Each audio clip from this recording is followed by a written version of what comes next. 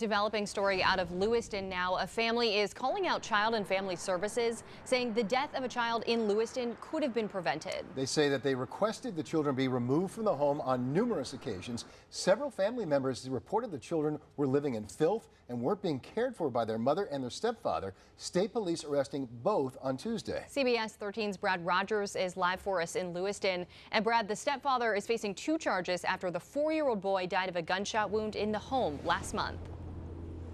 Yeah, Marissa and Greg, family members say it was the stepfather's gun. 35-year-old Robert McCoy is now charged with manslaughter and endangering the welfare of a child. But family members say DHHS and its Office of Child and Family Services also bear some responsibility for the child's death. We need to take a look not only at the parents, but DHHS as well. Andrew Northam is the father of 4-year-old Jasper Smith, who died last month from a gunshot wound in his mother and stepfather's apartment. He was a little happy boy. How ignorant are you to leave a loaded firearm laying around where there's children? He and other family members say they called DHHS numerous times to tell them the 4 children in the home were not being properly cared for. But they say the children were only taken into DHHS custody after Jasper's death. Open your ears and listen. Pay attention, because obviously there's something going on that you're not seeing in your 1-hour pop-in inspection. This has been clearly an unsafe environment for these kids for a long time. Former state lawmaker Bill Diamond has been openly critical of DHHS.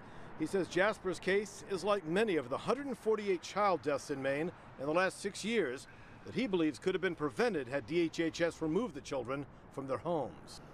The department was called in to do 7 investigations.